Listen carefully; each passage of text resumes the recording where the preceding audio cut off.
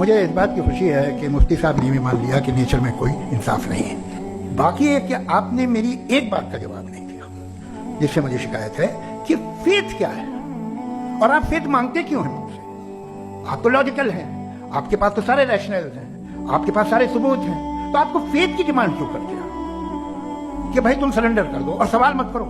कोई मजहब सारे सवाल करने की इजाजत नहीं देता है और मना करता है कि ज्यादा सवाल ना करो, बह जाओगे तुम। कमाल ये है कि दुनिया के सारे मजहब सब जानते हैं ये दुनिया कैसे बनी थी, कैसे मिटेगी, मरने के बाद क्या होगा, इनको सब इल्म है। इनको किसी को डायनासोर होते थे पहले ये नहीं पता था, किसी को नहीं पता। किसी भी दुनिया की मजहबी किताब में डायनासोर का जिक्र नहीं है।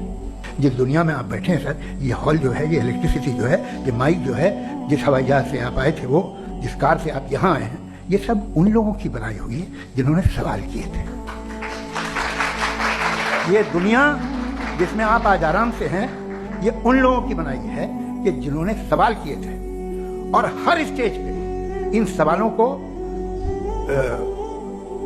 मकरूह कहा गया था, गलत कहा गया था। तो आज जो बातें आपके जहन से बिल्कुल परे हैं और आप हैरान होते हुए देखिए, एक वक्त आएगा कि मामूली लगेंगे, और हुआ है। आपकी इंसानी तारीख ही है।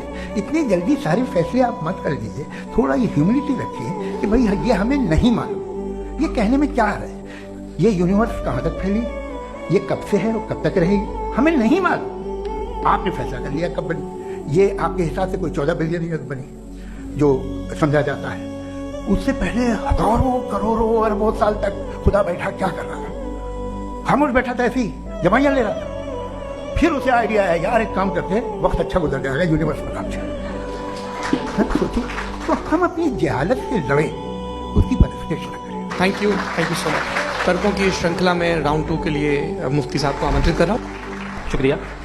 जनाब जावेद अख्तर साहब कई मर्तबा दोहरा रहे हैं कि फेथ का मतलब बताइए, फेथ का मतलब बताइए। मैंने बता दिया, फेथ सही भी होता है, गलत भी होता है। और आज हम फेथ पे बात नहीं कर रहे हैं, हम ट्रुथ और डज गॉड एग्जिस्ट पे बात कर रहे हैं। क्या डज गॉड एग्जिस्ट, ये ट्रुथ यानी गॉड है या नहीं है, इसमें से दोनों ट्रुथ क्या है। अब आप उसे फेथ कह लें, बिलीफ कह लें, नॉट माई बिजनेस। उसके बाद आपने कहा कि भाई सवाल करने से मजहब रोकता है। मैं कहता हूं जो रोकता है वो रोकता होगा, मैं नहीं रोकता, बल्कि सवाल करें, सवाल करना चाहिए। सवाल कर करके तो हम आगे बढ़ते हैं, तरक्की करते हैं, और इसीलिए मैं आज यहां पे आया हूं। लेकिन सवाल सिर्फ खुदा से नहीं होगा, आपसे भी होगा। सवाल एथिज्म से भी होगा, सवाल सिर्फ मजहब से नहीं होगा, सबसे होगा। और आज मैं सवाल करूंगा और उम्मीद है कि आप जवाब देंगे। अभी तक आपने वैसे कॉन्टिंजेंसी आर्गुमेंट का कोई जवाब नहीं दिया। चलें, आपने कहा यूनिवर्स के बारे में इटर्नल क्यों नहीं बोल देते। ये चूंकि लॉजिकली पॉसिबल ही नहीं है कि यूनिवर्स इटर्नल हो। यूनिवर्स एक कॉन्टिंजेंट चीज है जो टाइम एंड स्पेस के पाबंद है, टाइम एंड स्पेस से बाउंड है। जो टाइम एंड स्पेस से बाउंड होगा वो कॉन्टिंजेंट होगा, जो कॉन्टिंजेंट होगा वो उसकी बिगिनिंग हुई होगी, जिसकी बिगिनिंग हुई होगी वो इटर्नल नहीं हो सकता। ये तो कॉमन सी बात है। आपने कहा कि किसी मजहबी किताब में डायनासोर का जिक्र नहीं है। अफसोस कि आज तक किसी मैथमेटिक्स की किताब में मुझे डायनासोर का जिक्र नहीं मिला। तो इसका मतलब मैथमेटिक्स की किताब बेकार है? नहीं, उसका वो टॉपिक नहीं है। रेवलेशन का और मजहबी किताबों का टॉपिक ये नहीं है कि आपको आके बताए साइकिल कैसे बनाते हैं, या आकर ये बताएं कि जो है डायनासोर कब था। वो तो मोरालिटी सिखाने आया है, गॉड के बारे में बताने आया, नॉन फिजिकल रियलिटी की हकीकत को सिखाने के लिए आया। रिलीजन साइंस को रोकता है? नहीं रोकता। अगर रोकता है तो गलत करता है। रिलीजन साइंटिज्म को रोकता है, जिसमें हमारे जावेद साहब मुख्तलिफ हैं। साइंस और साइंटिज्म में फर्क है। साइंटिज्म यह है कि आप समझें कि साइंस और साइंटिफिक मेथोडोलॉजी ये नॉलेज को हासिल करने का वाहिद सोर्स ऑफ नॉलेज है। यह है साइंटिज्म, हम इसे रिजेक्ट कर दें। उसके बाद उन्होंने कहा कि भाई हमें नहीं मालूम। अगर नहीं मालूम तो क्लियरली कह देना कि नहीं मालूम है, इसमें क्या हर्ज है। तो वही तो मैं कह रहा हूं ना कि आप कह दें कि नहीं मालूम, लेकिन क्लेम क्यों कर रहे हैं कि गॉड एग्जिस्ट नहीं कर रहा है। आखिरी चीज, इन्होंने कहा कि खुदा दुनिया बनाने से पहले 150 साल पहले या करोड़ों साल पहले क्या कर रहा था। अरे हजरत, चलें बहरहाल मैं जवाब दे देता हूं। आप हमारे रिस्पेक्टेड पर्सनैलिटी हैं, अगर आप नहीं होते तो मैं ऐसे एंटरटेन ही नहीं करता।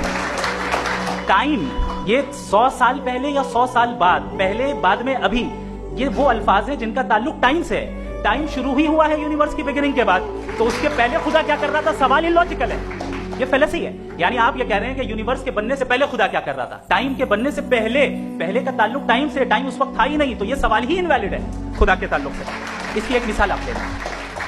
एक कार है, एक साहब ने देखा कि भाई कार जो है उसके व्हील्स कितने अच्छे लगे हुए हैं, सही जगह पे। स्टीयरिंग जो है कितने अच्छे जगह पे लगी हुई, और सीट्स कितने वेल डिजाइंड है, कितनी प्रिसाइजली ये कार काम कर रही है, तो जरूर कोई ना कोई इसे क्रिएट किया है, किसी ने क्रिएट किया है। अब जावेद साहब आए और कह रहे जनाब बोनेट खोलिए, इसमें इंजन है, इंजन इस कार को चला रहा है, hence prove no one has created the car. This is illogical. Science हमेशा फिजिकल वर्ल्ड की चीजों को ही फिल करती जाएगी और फिजिकल चीजों से ही करती जाएगी, क्योंकि एम्पिरिकल एविडेंस का ताल्लुक फिजिकल वर्ल्ड से है। आप साइंस के जरिए मेटाफिजिकल रियलिटी को कभी साबित नहीं कर सकते। ये रॉन्ग टूल का इस्तेमाल करना है। ये वही काम है कि आप मेटल डिटेक्टर से प्लास्टिक डिटेक्टर करने चलें, जो कि जाहिर है सही नहीं है। Thank you.